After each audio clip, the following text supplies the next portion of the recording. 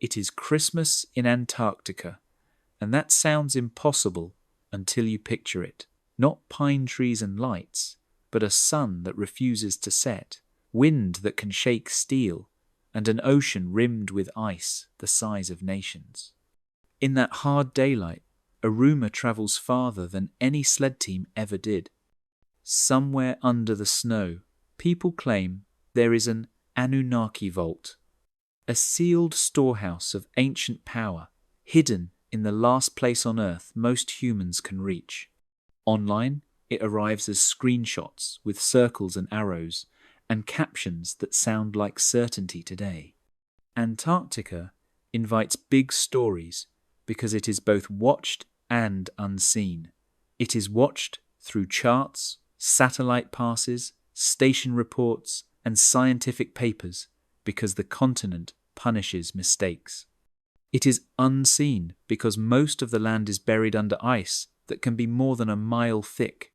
You can fly over a white plain and still be above mountains, valleys, and lakes you will never touch. The cold and wind erase tracks fast, and distance turns every unknown into a legend. The word Anunnaki is real, and it did not begin at the South Pole. It comes from ancient Mesopotamia, recorded on clay tablets in cuneiform thousands of years ago, tied to gods in Sumerian and Akkadian tradition. Modern pop culture often reshapes that word into a tale about visitors from the sky and hidden technology. That is where the vault idea appears, as if an ancient archive could be sealed under polar ice and left waiting for us to find. So we start with what can be checked. The Antarctic coastline entered written history in the early 1800s, when sealers and explorers pushed into the Southern Ocean and reported land and ice cliffs. In the late 1800s and early 1900s came the heroic age, when expeditions led by Roald Amundsen, Robert Falcon Scott, and Ernest Shackleton kept diaries, took photographs, and mapped coasts and ranges. After the Second World War, aircraft expanded mapping. During the International Geophysical Year of 1957 and 1958, many nations built permanent stations, and in 1959 they signed the Antarctic Treaty, keeping military bases out and encouraging open inspection. The vault claim usually begins with something thin. A blurry satellite image, a warm pixel, a shadow that looks like geometry. Then the story grows as it spreads. Restricted becomes forbidden. Scientific becomes secret. A routine supply flight becomes a mission. The details that would slow the story down, weather, perspective, sensor limits, and simple geology, get cut away. If Antarctica is hiding anything, it will be hidden by ice and by our impatience. The question is not whether the rumor is exciting. The question is what the evidence can carry.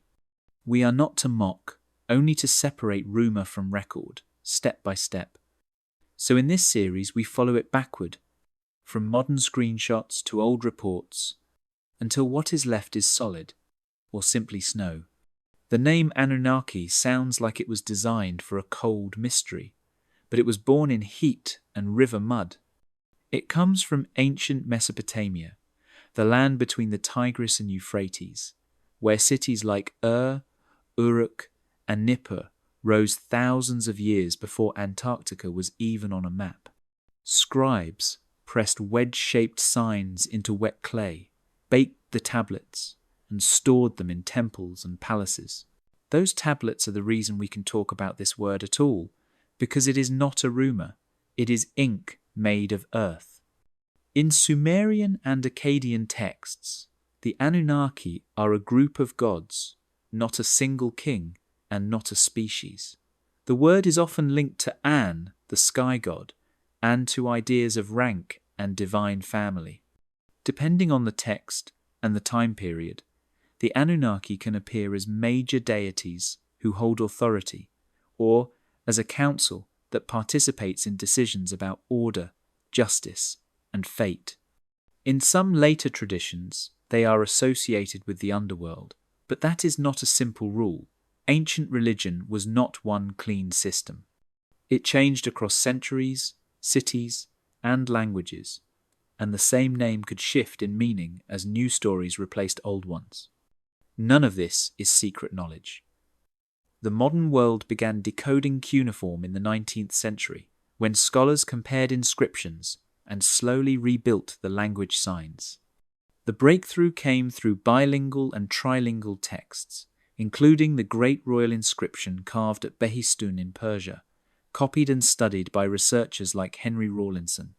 By the late 1800s, museums in London, Paris, Berlin, and elsewhere held thousands of tablets, and specialists were translating myths, hymns, legal records, and letters. The Anunnaki appear across that material as part of a recognizable ancient worldview, not as a hidden code. So how did the Anunnaki get pulled into Antarctica? That jump comes from modern pop myth, especially the late 20th century wave of ancient astronaut storytelling. Some writers claim the gods were actually visitors from another world, turning metaphors into machines and poems into flight logs. They often leaned on dramatic translations that professional Assyriologists do not accept, and they filled gaps with confident guesses. Once you accept that move, every distant place becomes a possible storage room. A vault needs isolation, and Antarctica is the ultimate isolation, so the story relocates itself there. This is the key separation. The historical texts talk about gods inside a human religious imagination. They speak the language of temples, kingship, flood stories, and cosmic order. The modern vault story speaks the language of technology, secrecy, and hidden archives. One is ancient belief recorded on clay. The other is a modern genre built for suspense. If we are going to ask whether Antarctica hides anything, we have to stop using a real word as a free pass to invent anything we want. We keep the name, but we follow the evidence. Then the ice stops being a mirror for fears. Antarctica became the blank canvas, because for most of human history it was a rumour with a latitude.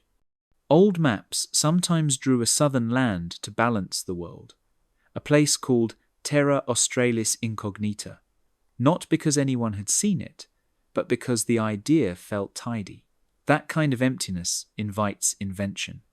When a place is unknown, the mind fills it.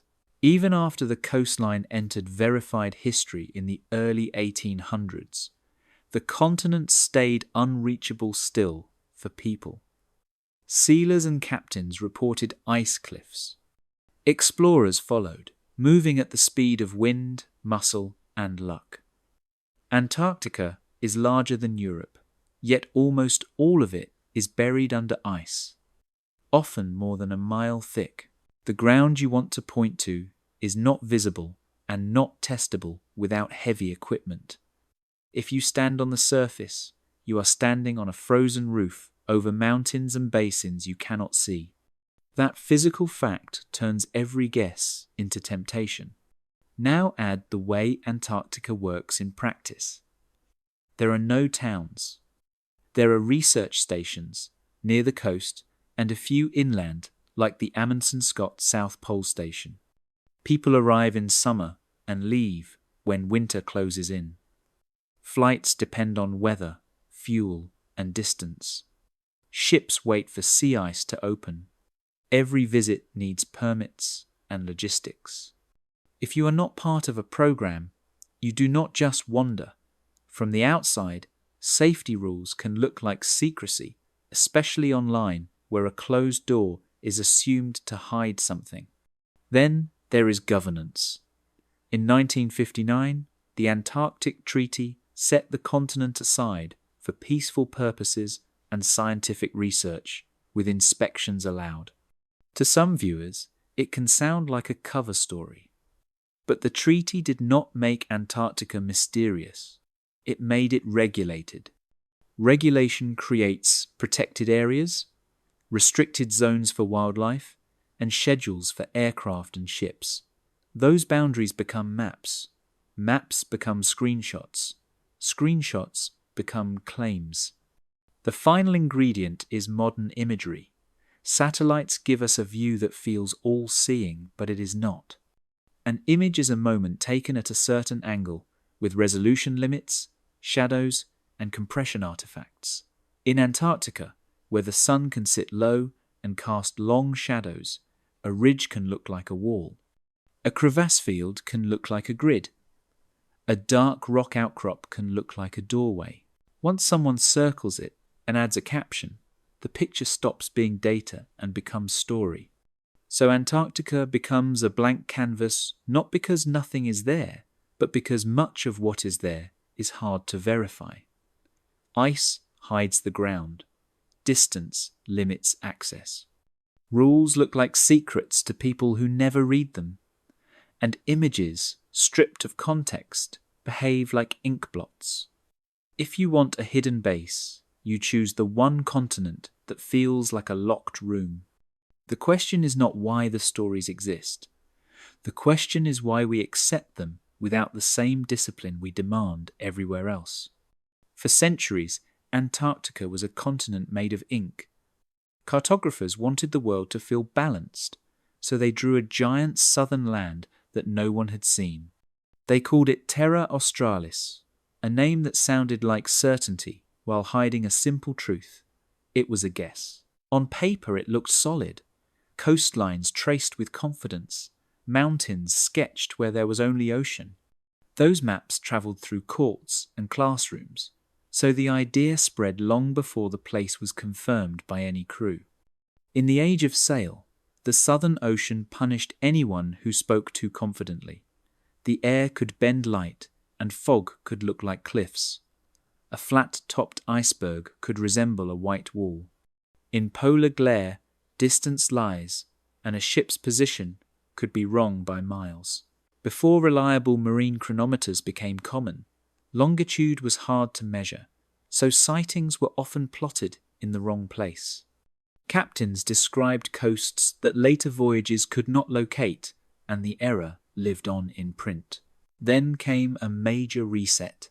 In the 1770s, Captain James Cook pushed farther south than any navigator before him and crossed the Antarctic Circle. He did not reach the continent, but he proved something that mattered.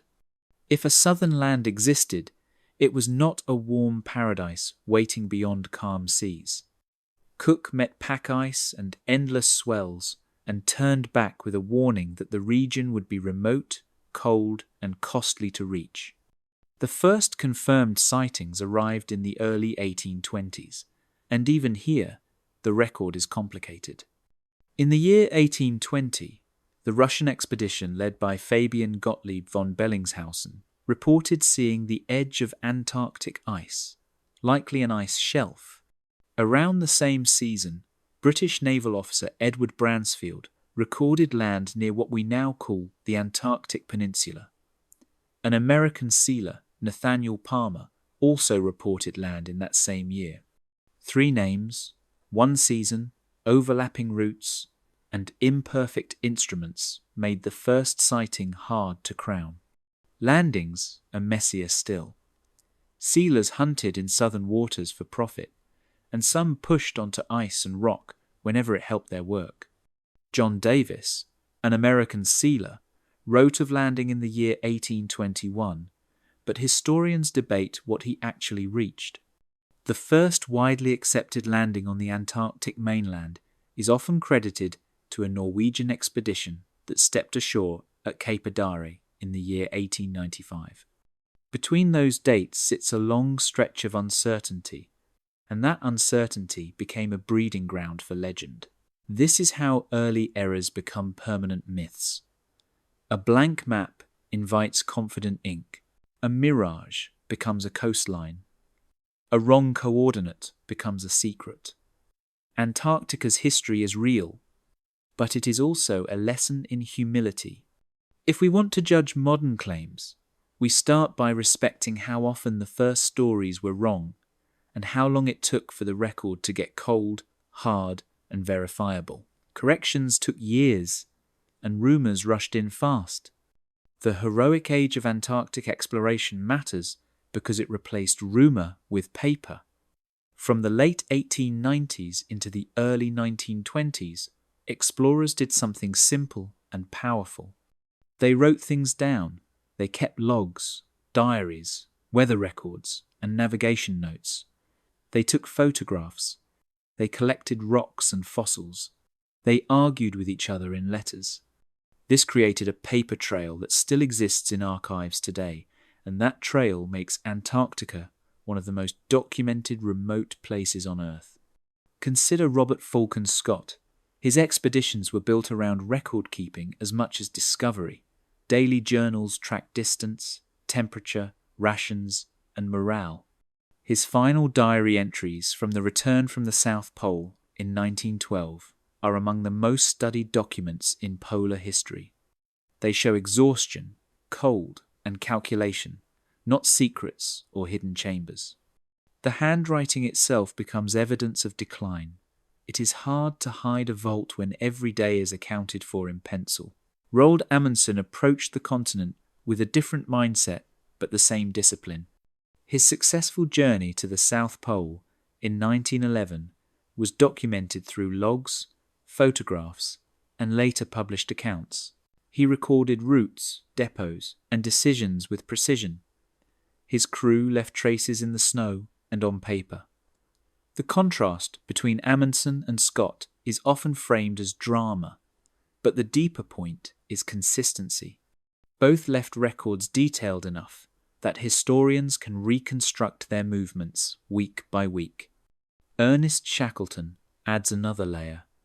His endurance expedition, trapped and crushed by ice in the Weddell Sea during 1914 and 1915, produced one of the clearest records of survival ever kept. Frank Hurley's photographs captured camps on drifting ice and boats hauled across floes.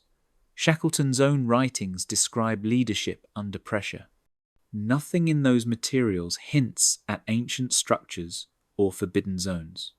What they show instead is how fragile human plans are in Antarctica. Beyond the famous names, dozens of other expeditions added to the archive. The Discovery Expedition, the Nimrod Expedition, the Australasian Antarctic Expedition, led by Douglas Mawson, all generated reports and collections. Museums catalogued specimens. Governments published findings. Newspapers followed progress closely. Antarctica was not silent during this period.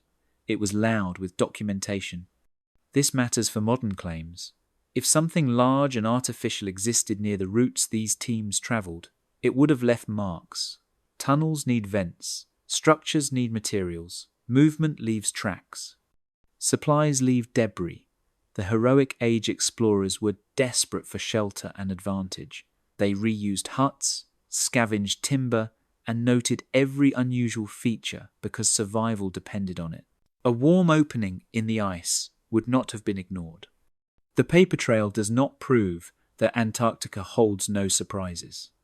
Science continues to discover lakes, mountains, and ecosystems under ice.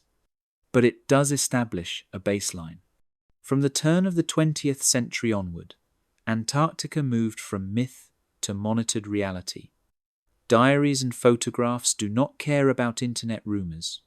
They sit quietly and say what was seen, what was not, and how hard it was just to stay alive. Across Antarctica claims, the same doorway keeps appearing.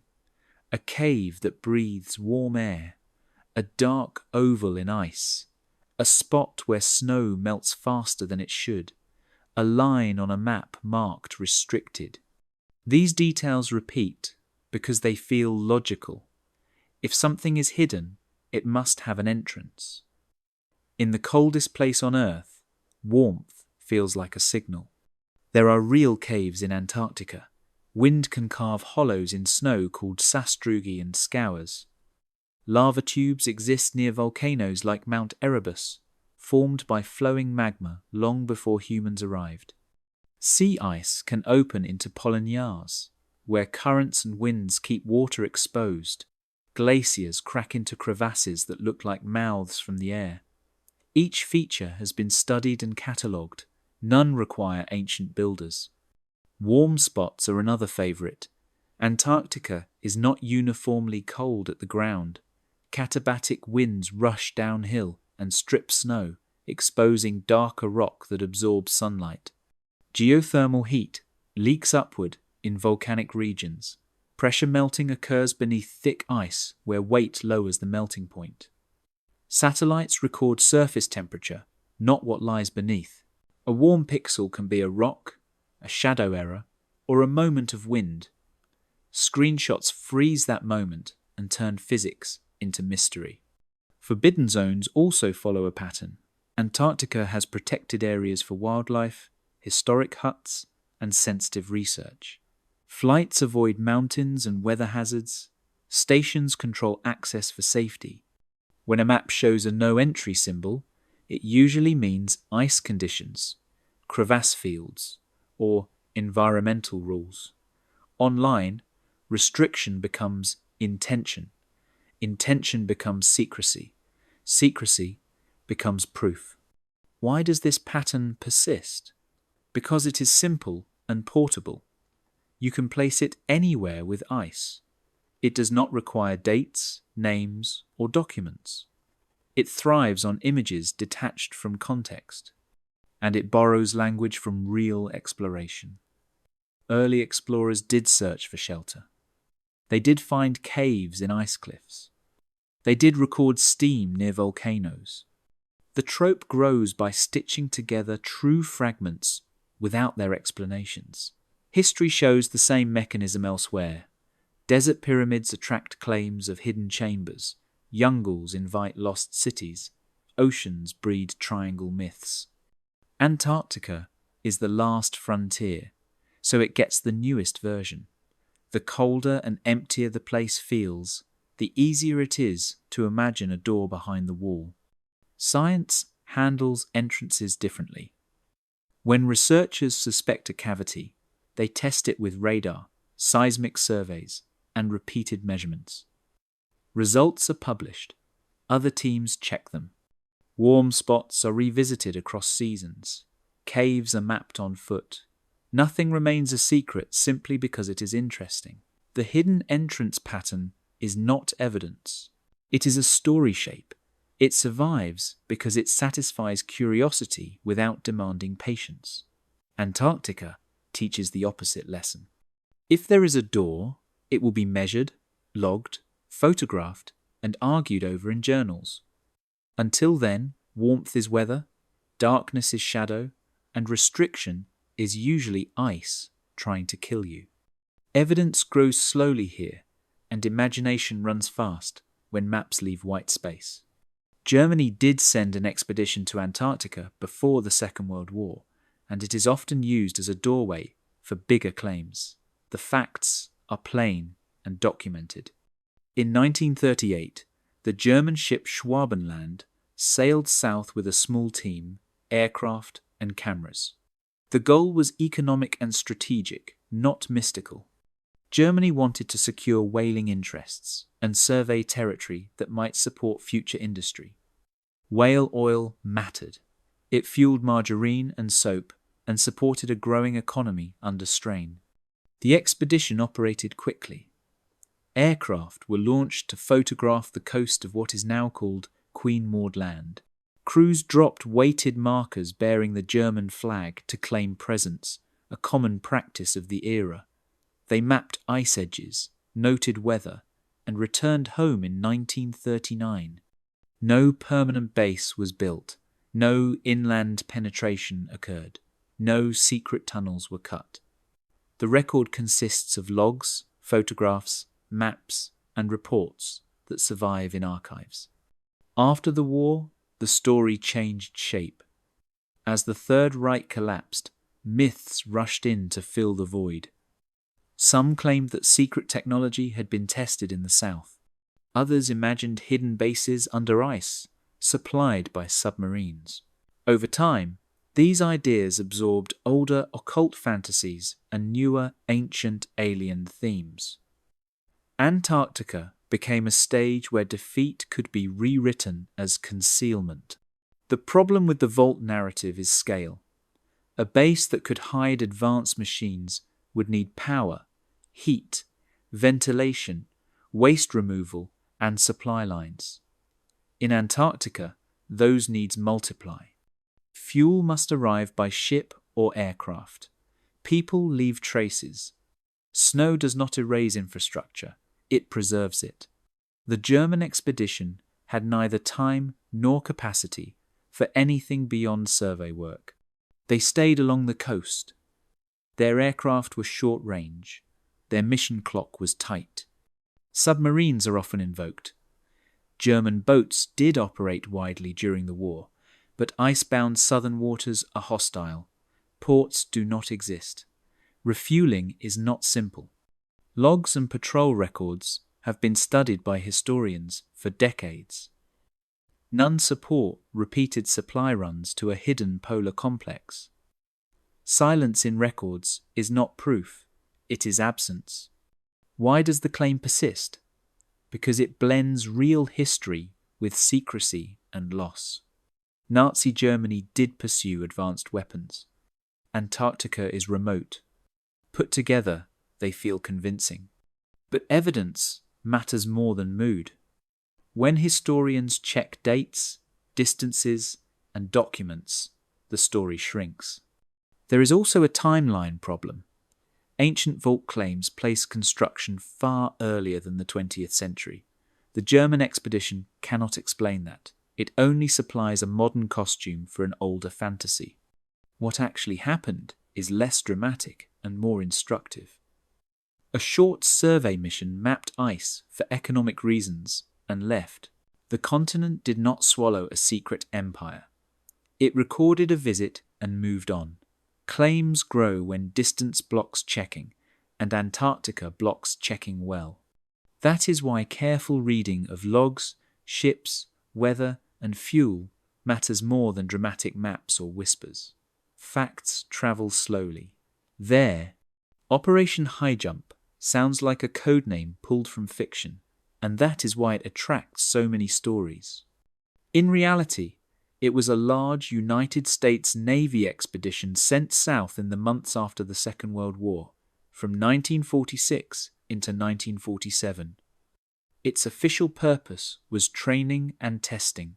Crews needed to learn how ships, aircraft, and people performed in extreme cold, and equipment needed evaluation in polar conditions that war planning now considered important. The task force was real and impressive. It included an aircraft carrier, destroyers, support ships, submarines, and thousands of personnel. Aircraft conducted aerial photography along the Antarctic coast. Scientists and technicians gathered data on ice, weather, and navigation. Bases were temporary. Camps were set up and taken down. The operation was planned to last several months, and did, but it also faced the same enemy that confronts every Antarctic effort, the environment. Ice damaged ships. Aircraft crashed in whiteout conditions. Cold strained engines and people. Several accidents occurred, including fatalities. None of this was hidden. Reports were filed. Press coverage followed the expedition. Admiral Richard Byrd, a veteran polar explorer, served as the officer in charge and spoke openly about the goals and risks. When conditions worsened and equipment losses mounted, the operation ended earlier than initially hoped. So why did high jump become a myth magnet? Part of the answer is timing. The world had just seen secret weapons change history. Radar, rockets, and atomic bombs reshaped trust. When people learn that governments can hide big projects, they start to imagine hidden everything. Antarctica, distant and cold, felt like a perfect stage. Another part is scale. High jump was large, and large things invite big explanations. Some later writers claimed it was a battle with unknown forces or a search for hidden bases. Others pointed to post-war secrecy and assumed missing pages. But historians have examined the records. Logs, photographs, and declassified documents show routine military training mixed with scientific work and hard lessons learned in ice. The often quoted remarks attributed to Byrd about flying over land rich in resources are real but misused. He did speak about Antarctica's potential importance. He did not describe ancient machines or underground cities. His comments reflected concern about future conflict and logistics, not discovery of a vault. There is also a practical check. A hidden base capable of defeating a naval task force would leave traces far beyond rumour. Power generation, heat output, radio traffic, and supply movement would be detectable. None were recorded. Losses during high jump came from weather and ice, not enemy action. Operation High Jump teaches a simple lesson. Extraordinary settings make ordinary missions feel secret. When documentation exists and has been studied, mystery shrinks. Antarctica does not need invented battles to be dramatic. It is dangerous enough on its own, and that danger explains why a massive expedition went south, tested limits, and came home with fewer illusions and more data. Facts remain colder than myths, heavier, slower to ignore. The Antarctic Treaty is often treated like a locked door, but it was written to do the opposite. In the late 1950s, the continent was becoming crowded with flags. During the International Geophysical Year of 1957 and 1958, 12 nations built research stations across Antarctica. Scientists cooperated, shared data, and proved that rivals could work side by side in the cold. When that program ended, governments faced a choice: turn Antarctica into a military chessboard, or freeze competition before it hardened into conflict. In 1959, 12 countries signed the Antarctic Treaty in Washington, District of Columbia. It entered into force in 1961. The core ideas were simple. Antarctica would be used only for peaceful purposes. Military bases, weapons testing, and nuclear explosions were banned. Scientific research would continue, and results would be shared openly. Existing territorial claims would be set aside, not erased, but paused to prevent disputes. Any treaty nation could inspect the stations of another at any time to verify compliance. On paper, this is transparency. In practice, it sounds like secrecy to people who expect free access. The treaty does not allow tourism without rules. It requires permits, environmental reviews, and coordination. Wildlife is protected, historic sites are preserved, waste must be removed. Flights follow strict planning because rescue is difficult or impossible. These controls are not there to hide discoveries. They are there because mistakes in Antarctica kill people and destroy fragile systems. So how does peace become cover-up in the popular imagination? Part of it is language. Inspection rights sound like policing. Demilitarization sounds like exclusion. Scientific priority sounds like ownership. When documents are legal and technical, they feel distant. Distance invites suspicion. Another part is scale. Antarctica is huge, and only a small fraction is visited each year. Stations cluster near the coast because logistics demand it. Inland work is rare and expensive. To someone scrolling a map, large empty areas look intentional. Why is no one allowed there? The answer is often simple: ice thickness, crevasse fields, altitude, fuel limits. But simple answers struggle online. The treaty also sits on top of later agreements. Environmental protocols added in the early 1990s strengthened protections, including a ban on mineral resource activity. This is sometimes framed as hiding resources. In reality, it reflects a choice to avoid damage before technology makes exploitation irresistible. The cost of drilling through miles of ice would be extreme, and the environmental risk enormous. Banning it avoids future fights. Inspection records matter here. Treaty nations have conducted inspections for decades. Reports are published. Findings are discussed in meetings. Stations are photographed. Aircraft are logged. If a hidden vault existed, it would have to evade not just one country, but many, including rivals. It would have to avoid detection during inspections designed to find military activity. The treaty did not make Antarctica mysterious. It made it boring in a specific way. Meetings, reports, compliance, safety briefings. That boredom does not travel well online. Drama does. So peace and research get recast as a curtain. Understanding the treaty helps separate structure from story. It is not a spell of silence. It is a framework that limits damage and encourages checking. Suspicion grows where reading stops. Antarctica is governed by paperwork, not whispers. And the paperwork is public for anyone willing to look long enough to read it. Antarctica looks simple on a screen. A white mass, clean edges, a few dots for stations, then the overlays appear. Restricted areas, flight gaps, blank zones with no labels. Online, those shapes turn into signals. People point and say forbidden. In reality, most of those shapes are the map version of gravity, fuel, and survival. Flying in Antarctica is not like flying anywhere else. Aircraft range is limited by cold, weight, and wind. Fuel caches must be placed in advance. Runways are snow or ice, groomed by heavy equipment and usable only under certain temperatures. Whiteout conditions can erase the horizon and crash planes that are otherwise sound. For safety, flight planners avoid mountain ranges, crevasse fields, and areas with poor weather history. When a public map shows no flight paths over a region, it usually means no safe route exists, not that something is being protected.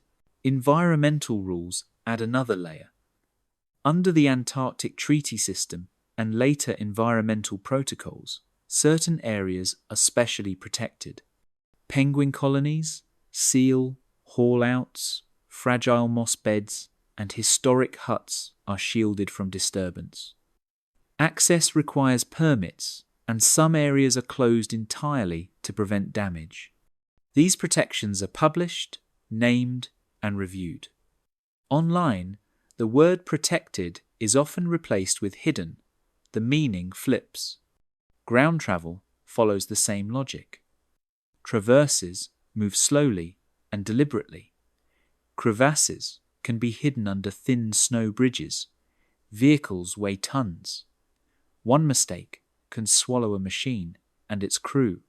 Routes are mapped with radar and experience. If a region is unmapped, teams do not drive there casually. That absence becomes a blank space on a public map. Blank space becomes imagination. Then there is data availability. Satellite imagery is not uniform. Some areas are photographed more often because they matter to climate studies or logistics. Other areas appear blurry or outdated. Compression artifacts, stitching seams, and seasonal shadows distort shapes. When imagery updates, features change. That change is framed as deletion instead of revision. Map services are built for cities and roads, not ice sheets that move. The no-fly idea also ignores international practice. Many countries operate in Antarctica. If one nation restricted airspace to hide something, others would notice. Scientific flights are coordinated. Rescue depends on shared access. Closing the sky would end cooperation fast. That has not happened. History supports this reading. When hazards were found, they were documented. When stations were abandoned, their coordinates were published. When new protected areas were declared, they were listed with reasons. The paperwork is dull, but it exists. The vault narrative needs silence. Antarctica produces forms. Maps feel authoritative, but they are tools, not truths. They simplify a world that is hostile to simplification. In a city, a blank block might mean secrecy. In Antarctica, it usually means no one can survive there long enough to justify drawing details. So when restrictions appear, the first question is not who is hiding something. It is what would it take to get there alive. The answer is often heavy equipment, trained crews, perfect weather, and luck. Forbidden vault areas are usually just places where the margin for error is zero. The ice does not care about curiosity, and it enforces its own rules without conspiracies. Antarctica is not locked away by fences or guards. It is buried. The ice sheet that covers most of the continent is the real barrier, and it is thick beyond intuition. In many regions it reaches several kilometers deep, pressing down on the land beneath like a slow-moving ocean frozen in place. When people say something is hidden in Antarctica, they often mean it lies under ice that no human can simply dig through. We know what lies beneath not by digging everywhere, but by listening. Scientists use radar, seismic waves, and gravity measurements to map the bedrock below the ice. Aircraft fly grids, while instruments send signals down and record what bounces back. Over decades, these surveys have revealed mountain ranges taller than the Alps, deep basins, ancient river valleys, and vast lowlands. Antarctica is not flat. It is rugged and complex, shaped long before ice arrived. The ice itself is young in geological terms. Large parts of Antarctica were ice-free tens of millions of years ago, when the climate was warmer and forests grew near the poles. As temperatures dropped, ice spread and thickened. It flowed outward, grinding rock and filling valleys. Anything that existed before would now be crushed, buried, or distorted by pressure that never stops. Ice moves. Even at a crawl, it erases fine detail over time. Claims about hidden chambers often ignore this motion. A rigid structure under kilometers of ice would face enormous stress. Cavities collapse, roofs fail. Heat differences reveal themselves at the surface. Scientists would see anomalies in radar and seismic data. Instead, what they see matches geology, sediment, and ice physics. There are places where bedrock is exposed. The dry valleys, coastal nunataks, and mountain peaks stick out of the ice like islands. These are among the most studied parts of the continent.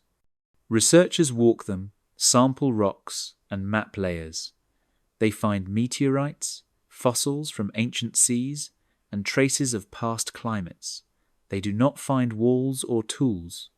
Subglacial lakes add confusion. Bodies of water like Lake Vostok sit trapped beneath ice, warmed by pressure and geothermal heat. They sound secret because they are sealed. In reality, they are carefully studied, with strict rules to avoid contamination. Their existence shows how much can be hidden by ice without being hidden by intention. Understanding Antarctica requires patience with scale. Kilometers of ice mean that absence of access is not absence of knowledge. The continent is open to science, not open to casual entry. Hidden does not mean forbidden. It means buried under a system that preserves and destroys at the same time. When myths talk about locks and gates, they imagine control. The truth is weight. Ice locks nothing on purpose. It simply covers, presses, and moves. What lies beneath Antarctica is remarkable enough without vaults, mountains, lakes, and a record of Earth climate sit under ice, waiting not for discovery by rumour, but for measurement, slow and precise. facts accumulate slowly, and the ice always tells. Warm spots are the spark that lights many Antarctica claims. A coloured patch on a satellite map. A pool of darker pixels surrounded by white. The caption says, "Melt where there should be ice," and the conclusion follows fast. Something is heating the surface from below, something hidden. In reality, Antarctica has many ways to look warm without being mysterious. Geothermal heat is one of them. The Earth is not cold inside. Heat flows upward everywhere, and in some regions it flows more strongly. Antarctica sits on complex geology with rifts and volcanic zones. That heat can thin ice from below or keep water liquid beneath pressure. Satellites do not see that heat directly. They read surface temperature. A small change can look dramatic when everything else is far below freezing. Wind matters even more. Katabatic winds race downhill from the high interior toward the coast, sometimes reaching hurricane strength. As they move, they scour snow from the surface, exposing darker ice or bare rock. Dark surfaces absorb more sunlight, even weak polar sunlight, and warm relative to their surroundings. The result is a patch that melts faster, not because of a machine, but because wind cleared insulation away. Exposed rock is another factor. Nunataks and ridges poke through the ice across the continent. Rock heats and cools differently than snow. When satellites average temperatures over an area, a few rocky outcrops can pull the color scale upward. The image looks like a hotspot. On the ground, it looks like stone in a frozen desert. Volcanoes add drama. Mount Erebus, active for thousands of years, releases heat and steam. Nearby ice caves form naturally as warm air melts passages in ice. These caves are real and studied. They are dangerous, unstable, and temporary. Online images of steam rising against ice feel like proof of hidden entrances. In reality, they are surface expressions of a known volcano that scientists monitor openly. The final ingredient is how images are processed. Satellite data is translated into colors so humans can see differences. Color scales exaggerate contrast. Compression blurs edges. Shadows stretch in low sun angles and can look like depth. When images update, seams appear where new data replaces old. That change is framed as editing out evidence. It is just software doing its job. History supports this explanation. Since the early satellite era in the 1970s, scientists have tracked ice melt, temperature, and flow. They publish methods and uncertainties. When anomalies appear, teams investigate on site if possible. Many famous warm spots have been revisited and explained through wind, rock, or measurement limits. False warmth spreads because it is visual and fast. Physics is slower. It requires context, scale, and repetition.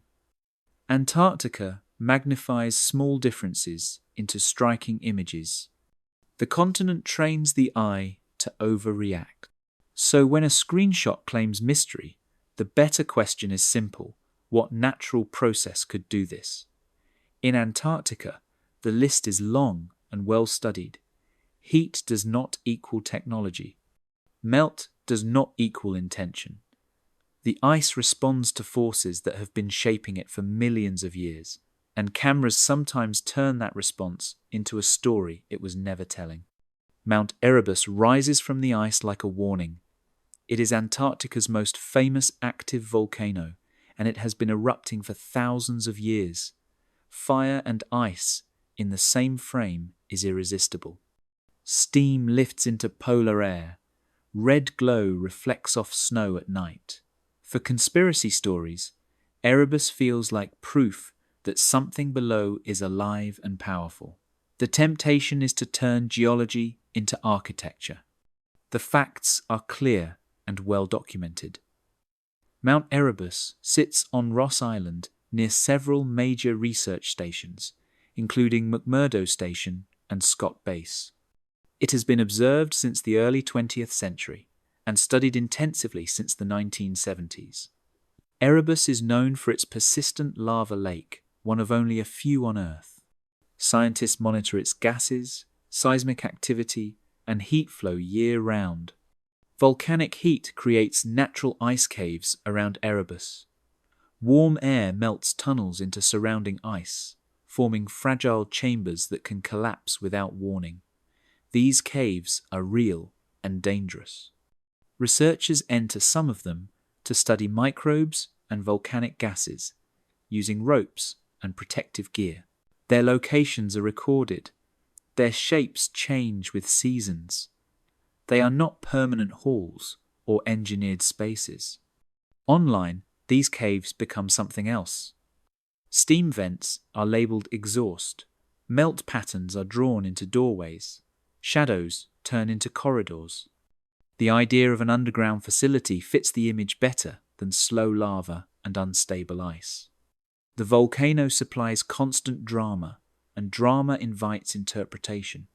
Geology explains what is happening. Erebus sits on a rift system where the crust is thinner.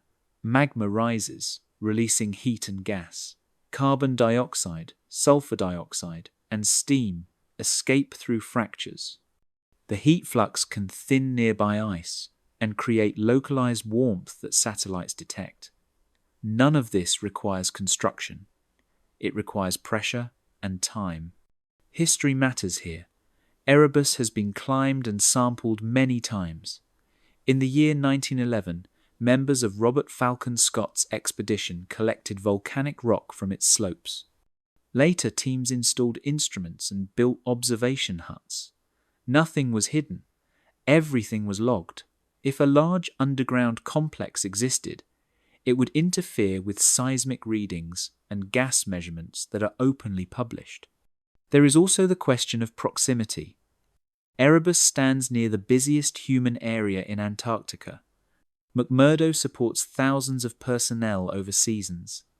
Aircraft come and go. Fuel, food, and waste are tracked carefully. A hidden facility beneath an active volcano near a major station would be the worst place to hide anything. Noise, heat, and movement would be impossible to conceal. Fire feels ancient and secretive. Humans have always treated volcanoes as doors to the underworld. In Antarctica, that instinct carries over. But Erebus does not guard a vault. It vents Earth's interior in plain view. The science around it is open, collaborative, and cautious because the environment is lethal. Mount Erebus teaches a familiar lesson. When nature looks extreme, imagination rushes ahead of measurement. Fire under ice looks intentional. It is not. It is the planet breathing where its crust allows. Antarctica does not need hidden facilities to be strange. Its volcanoes are strange enough on their own, and they have been watched, climbed, measured, and written about for over a century. Lake Vostok sits under Antarctica like a held breath. It is one of the largest subglacial lakes on Earth, sealed beneath nearly 4 kilometers of ice. And it is entirely real. Its discovery did not come from rumors or maps with circles, but from radar surveys and seismic data collected by Soviet scientists during the late 20th century. The lake stretches roughly the size of Lake Ontario and has likely been isolated for millions of years. That isolation makes it extraordinary. Water remains liquid under immense pressure, warmed by geothermal heat and the slow movement of ice above. For scientists, Lake Vostok offers a chance to study life in extreme conditions and to understand how ecosystems might survive beneath ice on other worlds. For conspiracy stories, it offers something else. A vast hidden space, unreachable by casual travel, sealed from view, the perfect stage. The science around Lake Vostok has been careful to the point of frustration. Drilling toward the lake began decades ago, but progress was deliberately slow. Researchers worried about contaminating a pristine environment with microbes, fuel, or chemicals. Every meter drilled was debated, tested, and documented. In the early 2000s, Russian teams finally reached the ice above the lake and allowed water to rise into the borehole under its own pressure, then refreeze for sampling. This was not secrecy, it was caution. Those pauses and delays fed imagination. If access was limited, some assumed it was because something was being protected. In reality, the danger was the opposite. One careless step could destroy the very evidence scientists hoped to study. Protocols were published. International teams watched closely. Results were shared and argued over in journals. The lake itself does not resemble a cavern. It is a body of water under ice, roofed by frozen layers that move and deform. The pressure is enormous. Any rigid structure placed there would face crushing forces. Radar images show smooth reflections consistent with water, not walls or chambers. Seismic studies confirm the shape and depth. Gravity measurements align with liquid beneath ice. Multiple methods point to the same conclusion. Life, not architecture, is the real question. Samples recovered from refrozen lake water and accreted ice suggest the presence of microbes adapted to darkness and pressure. These findings are debated and refined, but they are grounded in biology, not technology. Lake Vostok is a natural laboratory, not a vault. Its remoteness amplifies myth. The station above it is isolated even by Antarctic standards. Temperatures plunge. Supplies arrive rarely. From the outside, it feels forbidden. From the inside, it feels fragile. Everything is logged because mistakes cannot be undone. Lake Vostok teaches an important lesson. Real mysteries are slow and careful. They generate paperwork, arguments, and revisions. Imagined vaults need silence. The lake does not offer silence.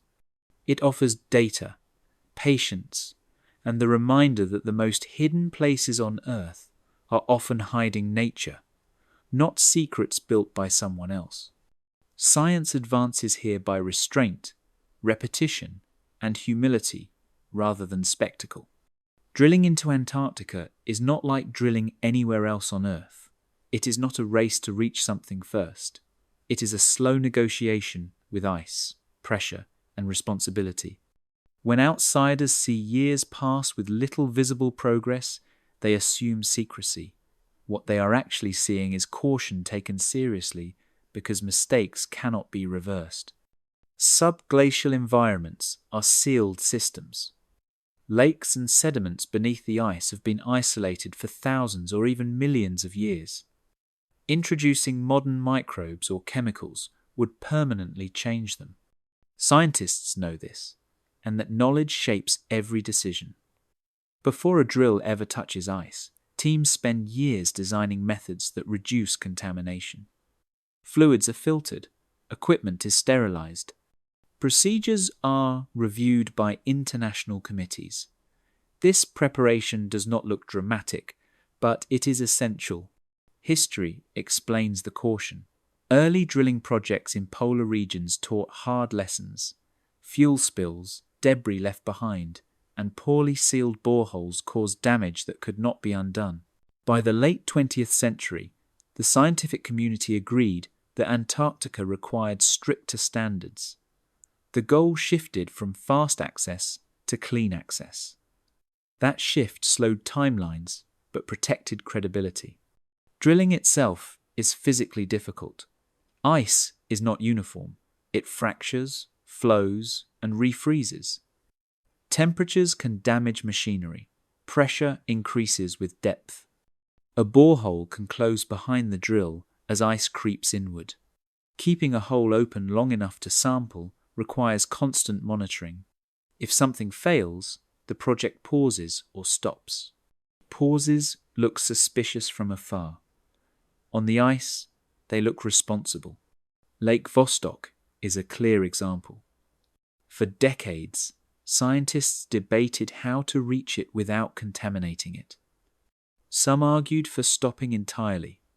Others proposed new techniques. The compromise involved allowing lake water to rise naturally into the borehole and refreeze, reducing the risk of introducing foreign material. That solution took time, testing, and agreement. It also required patience when public attention demanded faster results. Similar care governs other projects, like drilling at Lake Whillans. In the early 2000s, teams successfully sampled subglacial water using hot water drilling combined with strict cleanliness protocols. They published methods and results openly. They also showed how much effort it takes to do this work correctly. Success came after years of planning, not secrecy.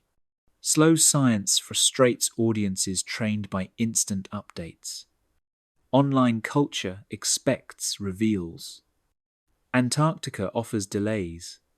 Weather can cancel a season. Equipment can fail and force a year-long wait. Funding cycles add more pauses.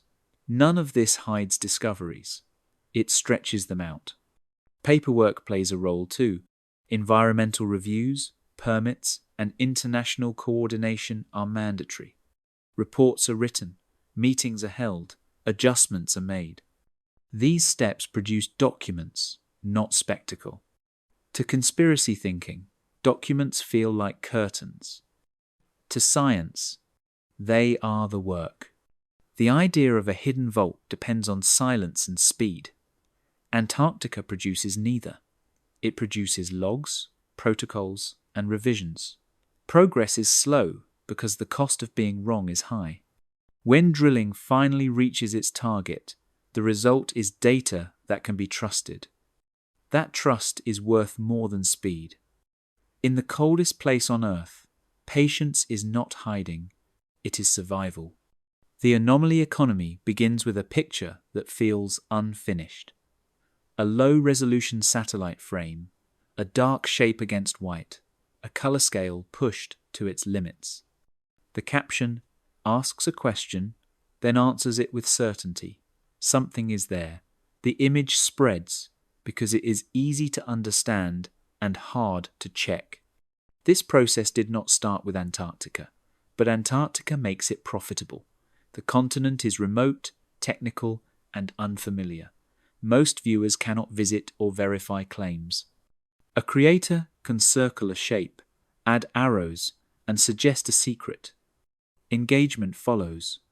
Likes, shares, subscriptions, and ad revenue reward speed over accuracy. Edits escalate the story. Contrast increases. Colors sharpen. Shadows deepen. Each repost trims context and adds confidence. A cave becomes a doorway. A doorway becomes a base.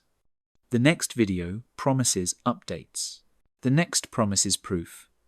The audience is trained to expect revelation, not correction. Algorithms play a role. Platforms favor content that keeps attention. Anomalies do that better than explanations. A calm discussion of wind scouring or sensor limits loses to a dramatic claim. As views climb, the incentive shifts. Correcting the story would end the series. Extending it pays. History shows similar cycles. In the early days of space imagery, during the 1970s, low-quality photos of Mars produced claims of canals and faces. Each update refined the images and erased the mystery, but the mystery traveled faster than the correction. Antarctica repeats that pattern at a colder scale. Monetization changes tone. Thumbnails grow louder. Titles become absolute. Skepticism is framed as denial. Experts are dismissed as part of a system. The story becomes self-sealing. Any lack of evidence proves how well the secret is kept. the technical limits are rarely explained. Satellite sensors average temperature over areas larger than a building. Clouds, sun angle, and surface texture distort readings. Stitching creates seams.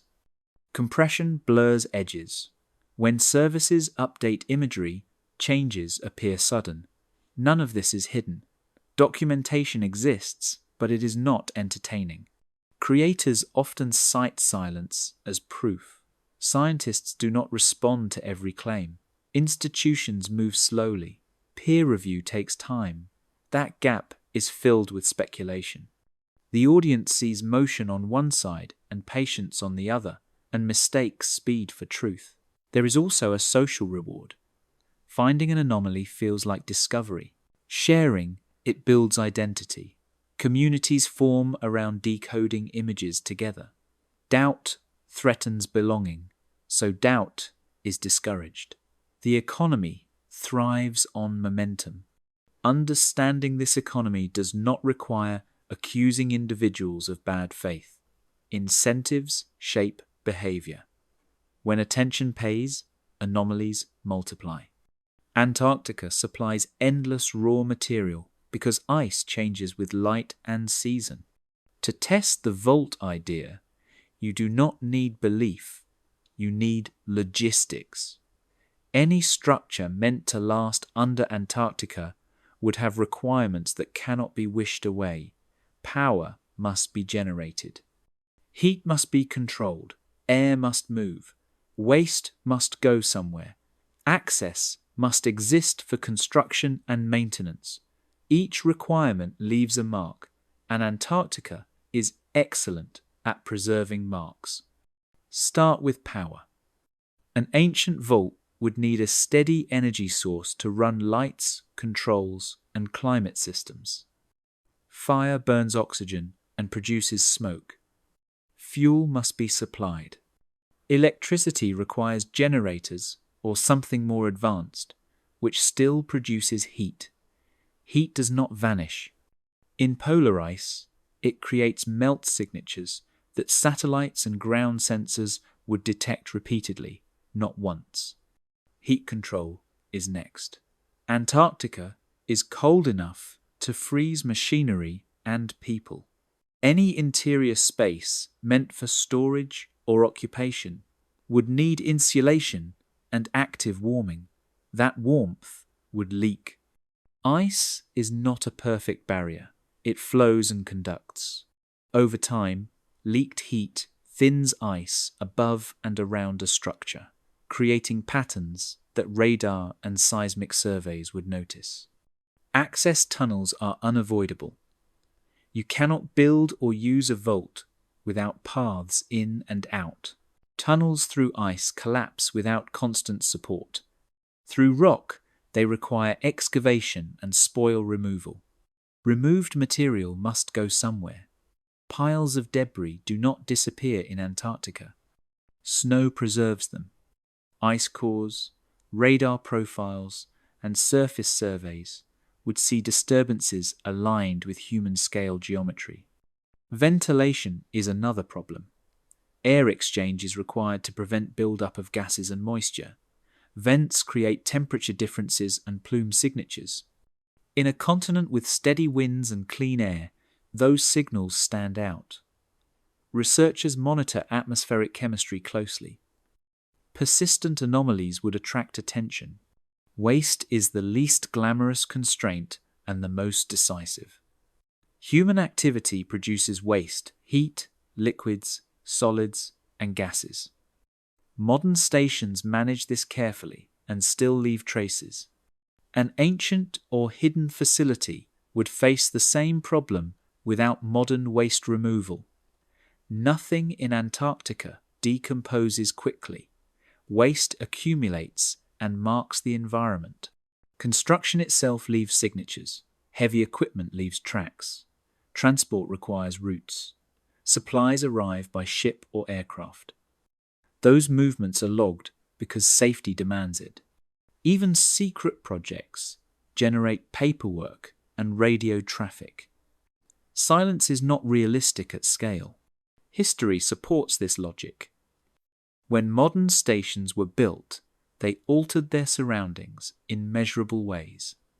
Scientists can see those changes decades later. When facilities are abandoned, their remnants remain visible. Antarctica remembers. The vault idea also ignores time. Ice moves. Over centuries, it deforms structures, closes voids, and grinds edges smooth. Maintaining a cavity would require continuous effort. Continuous effort leaves continuous evidence. Archaeology in Antarctica begins with a simple limit. Most of the continent is buried under ice, so most archaeology cannot happen there at all. Researchers work where rock is exposed, where wind has stripped snow, or where the coast reveals ground seasonally. These places are rare and well known, and they define what can realistically be found. Exposed land appears as nunataks, mountain peaks, and ridges that rise above the ice sheet. Coastal areas also offer limited access during summer when sea ice retreats.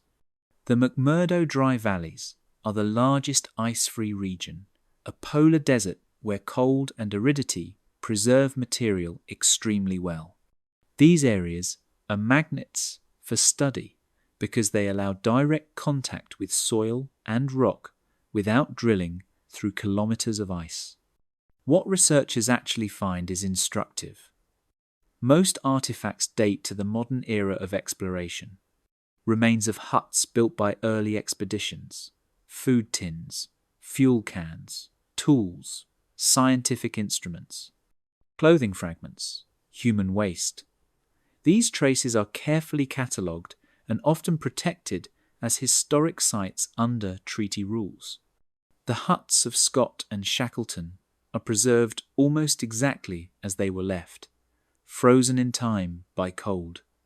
They show how quickly human presence leaves a mark, even in the harshest place on Earth. Beyond human artifacts, archaeology also includes fossils and geological evidence. In exposed rock layers, scientists have found fossilized leaves, wood, and marine organisms, proof that Antarctica was once warmer and connected to other continents. These discoveries reshape our understanding of Earth history. They do not point to ancient civilizations. They point to deep time and climate change. The absence of older human artifacts matters. There is no credible evidence of pre-modern human presence in Antarctica. No tools, no hearths, no structures. This fits with what we know about human migration. Antarctica is isolated by oceans and extreme weather. Reaching it requires boats capable of surviving southern seas and technology to endure cold. Those conditions did not exist for ancient cultures in the time frames claimed by vault stories. Some argue that artifacts could be buried and waiting. Ice complicates that hope. Ice sheets move. They grind and transport material, crushing delicate objects and dispersing them. If something ancient had been left on the surface millions of years ago, it would not sit intact beneath ice today. It would be destroyed or carried to the sea. Modern archaeology in Antarctica is also tightly regulated. Excavations require permits and environmental review. Sites are monitored. Findings are reported. This openness limits speculation. If something unusual appeared, it would not stay hidden long because multiple international teams operate independently and publish results. What Antarctica offers, instead of lost cities, is clarity. The record shows a clean line between natural history and recent human activity. That line is sharp because preservation is extreme and disturbance is minimal. In places where archaeology is possible, the evidence speaks plainly. Antarctica does not hide an ancient human past. It preserves a modern one, frozen, documented, and fully accounted for by those who have walked there and written down what they saw. Antarctica is one of the best places on Earth to find rocks from space, and that simple fact fuels many misunderstandings. Meteorites fall everywhere, but on most continents they are hidden by soil, plants, and water. In Antarctica, ice does the opposite. It concentrates them. As ice flows toward the coast, it carries meteorites with it. Then wind and sublimation strip ice away and leave dark stones exposed on the surface. Scientists recognized this pattern in the late 1960s, when Japanese researchers began systematic searches near the Yamato Mountains. Since then, tens of thousands of meteorites have been collected across the continent. They come from asteroids, the Moon, and even Mars. Each specimen is catalogued, photographed, and studied. This work has transformed planetary science and deepened understanding of the early solar system. Meteorites look strange to untrained eyes. Many have fusion crusts, dark melted skins formed during entry through Earth's atmosphere. Some contain metal, others show unusual textures or tiny spheres. To someone primed for mystery, these features feel artificial. Online photos circulate labeled as alien alloys or machine fragments. The leap is emotional, not evidential. Micrometeorites add another layer. These are tiny grains from space that fall constantly and accumulate in ice and snow. Antarctica's clean environment makes them easier to collect and analyze. Under microscopes, they show complex shapes and compositions. They are natural, but they do not look familiar. Screenshots of microscope images become proof claims when scale and context are removed. History shows how quickly this confusion spreads. In the year 1984, a meteorite found in Antarctica, later named ALH 84001, was identified as Martian in origin. Years later, some scientists suggested it might contain signs of ancient microbial life. The claim was debated intensely and remains unresolved. Public reaction leapt ahead of caution. Headlines spoke of life from Mars. Conspiracy stories multiplied. A careful scientific discussion turned into a cultural flashpoint. That episode matters because it shows the pattern. Antarctica produces real extraterrestrial material. Real debate follows. Then exaggeration fills the gap. The presence of space rocks becomes evidence of visitors, technology, and vaults. The chain skips steps. Laboratory analysis tells a calmer story. Meteorites are dated using isotopes.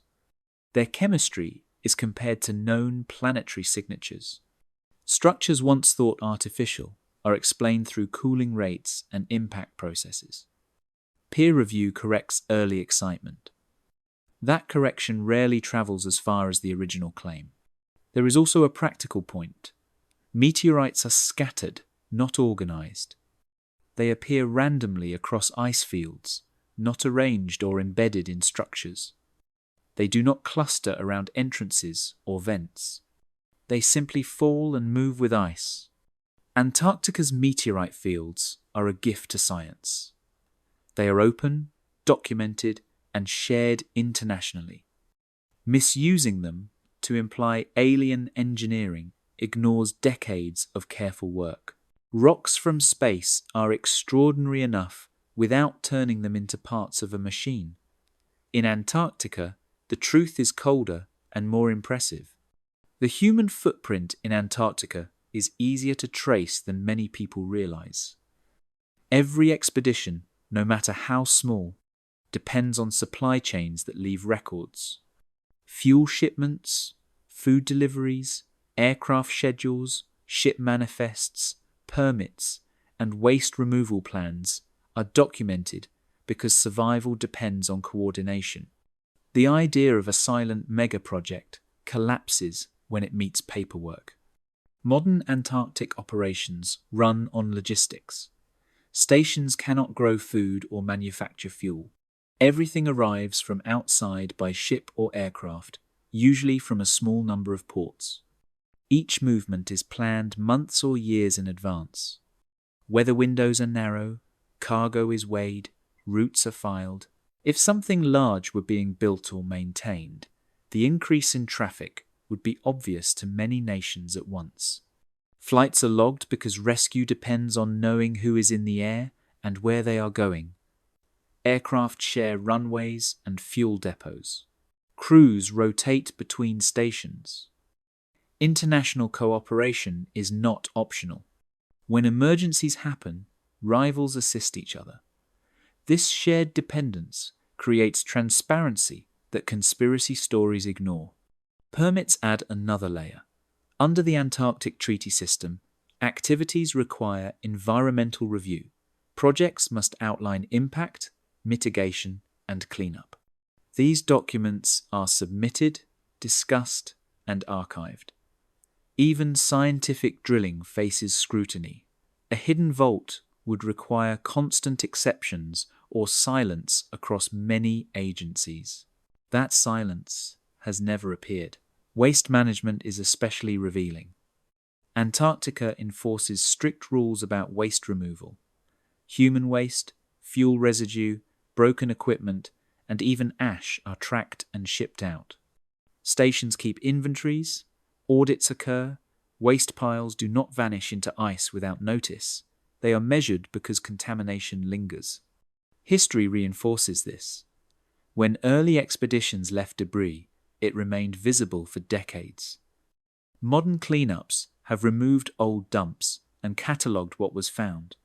These efforts show how hard it is to erase human presence. Ice preserves footprints rather than hiding them. Communication also leaves traces. Radio traffic, satellite links, and emergency beacons operate continuously. Frequencies are monitored. Signals bounce across networks. A large underground operation would generate heat and electromagnetic noise detectable by instruments already in use for science and safety.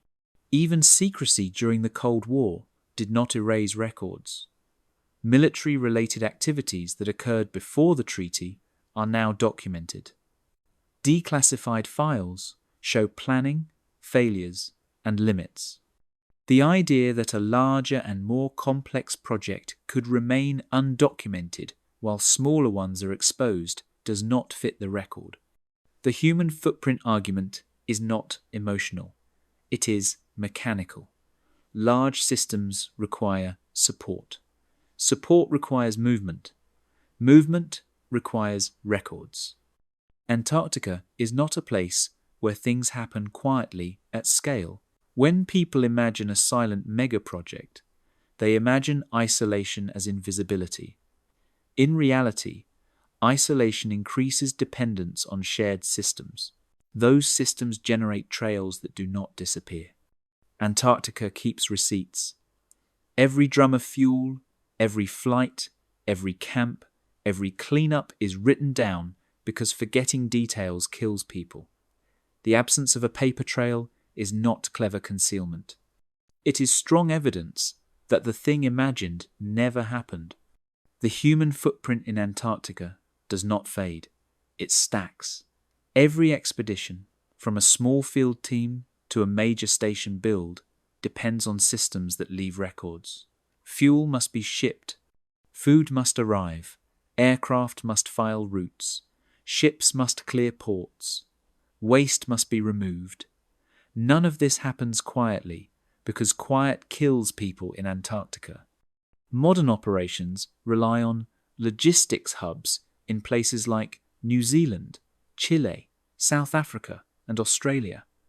Cargo is staged, weighed, and documented before it ever touches ice. Flights are scheduled around weather windows that can close for weeks. Pilots file plans because rescue depends on knowing exactly where an aircraft was last seen. These records are shared across nations because cooperation is the only way to survive emergencies at the bottom of the world. Permits add another layer of visibility. Under the Antarctic Treaty System and its environmental protocols, activities must be reviewed before they happen. Proposals describe equipment, fuel use, travel routes, waste handling, and environmental impact. These documents are submitted, archived, and discussed at international meetings. Even routine scientific work produces paperwork. A silent mega-project would require silence from dozens of agencies across rival countries for decades. That has never occurred. Waste management is especially revealing. Antarctica does not allow dumping. Human waste, broken machinery, fuel residue, and even ash from incineration are tracked and shipped out. Stations maintain inventories and conduct audits. Cleanup projects have removed old waste sites left from earlier decades, cataloguing what was found. These efforts show how persistent human traces are. If something large had been built or maintained, its waste would be impossible to hide. History reinforces the point. Early explorers left huts, food tins, tools, and fuel drums that remain visible today. Snow preserves rather than erases. When modern stations expanded in the 1950s and 1960s, their footprints were recorded in photographs and reports. When some stations were later abandoned, their remnants were mapped and managed. Antarctica does not swallow infrastructure quietly. Communication also leaves marks. Radio traffic, satellite links, emergency beacons, and weather reports operate constantly. Frequencies are monitored, signals are logged. A large underground operation would generate heat, power, use, and electromagnetic noise detectable by instruments already deployed for science and safety. Cold War history matters here. Before the Antarctic Treaty, military interest existed and some activities were classified. Decades later, those records have been released. They show ambition constrained by logistics. Even then, nothing resembling a hidden continental project appears. Smaller plans struggled under ice, weather, and cost. The silent mega-project idea imagines isolation as invisibility. In Antarctica, isolation creates dependence. Dependence creates coordination. Coordination creates records. Those records cross borders because no single nation controls the continent. Paper trails are not boring details. They are the skeleton of Antarctic life. Flights, fuel, food, waste, and permits form a chain that cannot be removed without collapse. Antarctica keeps receipts because forgetting details costs lives. When claims rely on total silence, they collide with a place that is loud with documentation. The absence of a footprint is not proof of genius concealment. It is strong evidence that the thing imagined never existed. Classification exists, and pretending otherwise weakens any serious discussion. Governments classify some military capabilities, satellite resolutions, sensor methods, and intelligence sources. This is normal. It protects people, equipment, and methods. In Antarctica, classification covers narrow slices of activity, not entire continents. Start with what classification can hide.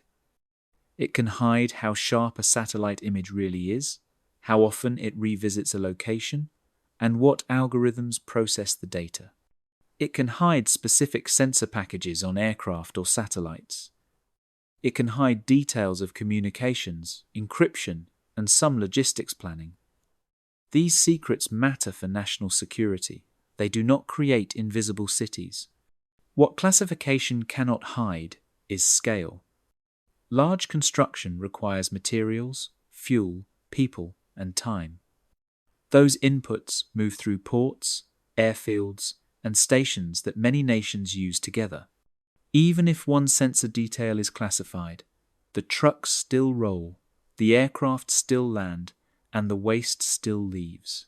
Classification blurs edges. It does not erase footprints. History supports this limit. During the Cold War, both the United States and the Soviet Union classified polar research with military relevance. Decades later, archives opened. The records show weather studies, navigation tests, and communications work. They do not reveal hidden bases buried under ice. Ambitions were checked by cost and environment. Satellite secrecy is often misunderstood. Images released to the public are sometimes lower resolution than what governments possess. That gap invites suspicion. But higher resolution does not mean different reality. It means clearer versions of the same mountains, ice, and stations already known. Analysts across countries compare data. Climate research relies on sharing. A giant heat source or structure would appear across multiple independent datasets. Military presence after the Antarctic Treaty is also constrained. The treaty allows military personnel and equipment only in support of science, logistics, or rescue. Inspections verify this. Inspectors can visit stations and ships. They publish reports. Classified equipment would still be visible as equipment, even if its specifications were not shared. Another misconception involves no response. When agencies do not comment on claims, silence is taken as confirmation. In practice, agencies rarely respond to speculation because it amplifies it. Scientific rebuttals appear in papers and reports, not comment threads. Classification protects methods, not myths. There is also a time problem. Classification expires. Documents declassify. Programs end. Antarctica has been studied intensively since the mid-20th century. If a massive hidden project existed, fragments would have surfaced by now through leaks, budgets, or declassification. They have not. The classified sliver is real but thin. It covers how we look, not what exists. It covers methods, not mountains. It cannot hide continuous heat output, constant logistics, or environmental disturbance in a place monitored by many rivals at once. Accepting classification where it belongs strengthens skepticism. It prevents overreach. Antarctica does not require perfect transparency to rule out vaults. It requires acknowledging that secrets have limits, and the limits are far smaller than the stories claim. Scale defeats secrecy in ice. Paper trails and physics still win, every time. The Anunnaki arrive in Antarctica not through evidence, but through storytelling tradition. Long before satellites or treaties, people imagined hidden wisdom at the edges of maps. When geography ended, imagination began. Antarctica, blank for centuries, inherited that role. In the 19th century, writers speculated about lost continents like Atlantis and Lemuria. These places explained mysteries without requiring proof. They were placed far away, underwater, or frozen beyond reach. Polar regions became especially attractive because they were literally unknown. Maps showed white space. White space invites myth. By the early 20th century, polar fascination mixed with new fears and hopes. Explorers vanished. Ships were crushed by ice. Stories framed the poles as gateways to inner worlds or hollow earth ideas. These were not scientific claims. They were cultural responses to isolation and danger. Antarctica felt like a boundary between known and unknown. Ancient alien ideas emerged later, in the mid-20th century, shaped by space travel and Cold War anxiety. Writers reinterpreted ancient texts as records of visitors from the sky. The Anunnaki, real figures from Mesopotamian mythology, were recast as extraterrestrials. This shift removed them from history and placed them into speculation. Once removed, they could be placed anywhere. Antarctica became useful because it solved narrative problems. It explained absence. If advanced beings left something behind, why has no one found it? Because it is under ice. Why do governments seem quiet? Because the place is restricted. Why is there no archaeology? Because the continent is inaccessible. Each question feeds the next. There is also symbolism. The South Pole sits at the bottom of the world. It feels final. Cold preserves, ice seals. A vault in Antarctica sounds eternal. It fits the desire for forbidden knowledge, locked away from ordinary people. Media reinforced this. Pulp magazines, radio shows, and later television reused polar mystery themes. Films and novels placed secret bases under ice. Games followed. When the internet arrived, these older ideas found new speed. Screenshots replaced maps, algorithms replaced editors. The Anunnaki label sticks because it feels ancient and cosmic at once. It borrows credibility from real archaeology while escaping its limits. Mesopotamian tablets become vague symbols. Translation debates become proof of suppression. Complexity is flattened into certainty. History shows this pattern repeating. When Mars was unknown, canals appeared. When the ocean floor was unmapped, cities sank there. As space telescopes improved, mysteries moved farther out. Antarctica remains close enough to feel real and far enough to feel hidden. This does not mean curiosity is wrong. It means stories follow paths carved by culture. Antarctica is the last large blank on Earth, so it absorbs old myths updated with new language. The Anunnaki end up here because the story needs a place where evidence is hard and imagination is easy. What we can verify about Antarctica today is substantial, and it grows every year. The continent is mapped from space and measured on the ground. Radar and seismic surveys reveal the shape of the bedrock beneath the ice. We know there are mountain ranges, deep basins, and vast plains buried under kilometers of frozen water. We know how thick the ice is in most places, and how fast it moves toward the sea. Exploration history is documented. The first confirmed sightings occurred in the early 19th century. The heroic age expeditions of the early 20th century left diaries, photographs, maps, and huts that still stand. Later efforts expanded knowledge with aircraft, satellites, and permanent research stations. There is no gap where a hidden civilization fits. Human presence begins with explorers and continues with scientists.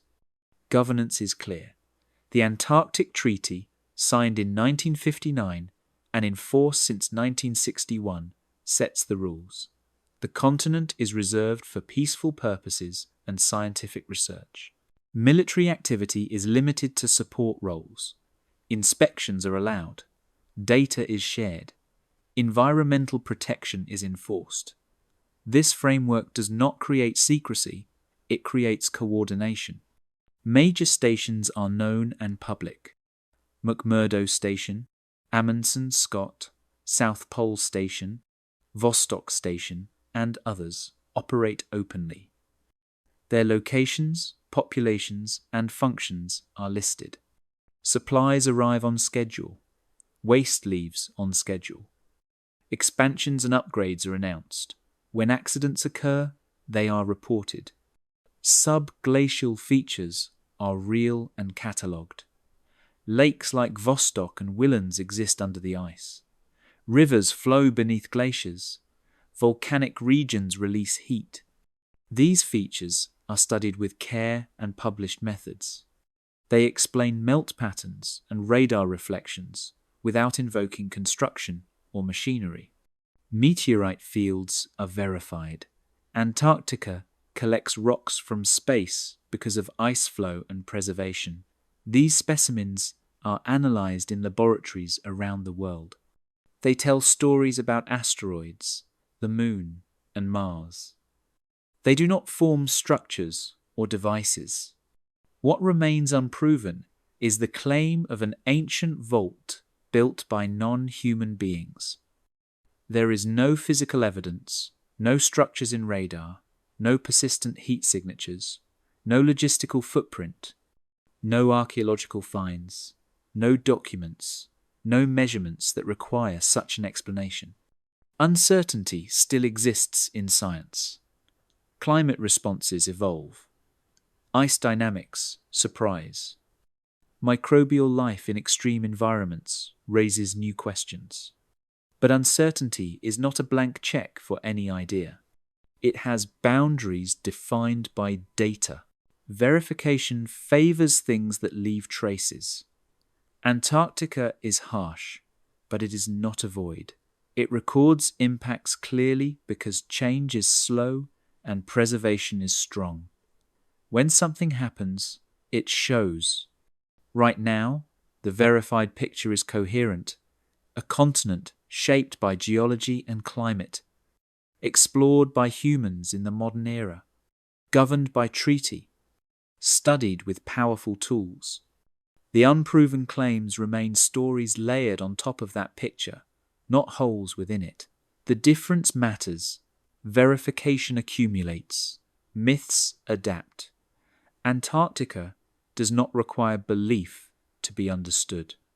It requires patience, instruments, and the willingness to accept answers that are colder and less dramatic than rumors. The ice delivers its verdict without emotion. Antarctica can hide many things, but it does not hide them quietly or cleanly. Ice buries, it presses, it moves. Over time, it records what passes through it. When claims say a vast ancient vault sits beneath the continent, the ice asks for evidence that can survive weight, motion, heat, and time. What Antarctica does hide are natural features. Mountains crushed flat by pressure, lakes sealed beneath kilometers of ice, rivers flowing in darkness, fossils from warmer ages, meteorites fallen from space. These things are hidden because nature put them there and because reaching them requires patience and care. When they are found, they arrive with data, methods, and debate. The Anunnaki vault claim asks for more. It asks for engineering without traces, power without heat, access without tunnels, waste without residue, construction without logistics, silence without records. In a place where even small mistakes remain visible for decades, that combination does not hold. History reinforces this conclusion. Every human effort in Antarctica, from the earliest expeditions to modern research stations, left marks that are still studied. Huts remain, paths are mapped. Waste sites are cleaned and logged, flights are recorded, supplies are counted. Even classified activity leaves shadows that later declassification reveals. Nothing on this scale disappears. Science has tested the continent with tools designed to see through ice. Radar maps bedrock. Seismic waves outline cavities and layers. Satellites track heat and motion. Gravity measurements detect mass changes. These methods have found mountains, lakes, and volcanoes. They have not found vaults. This does not mean curiosity should stop. Antarctica will continue to surprise. Climate change reveals new exposures. Technology improves resolution. Subglacial ecosystems challenge assumptions about life. But surprise follows rules.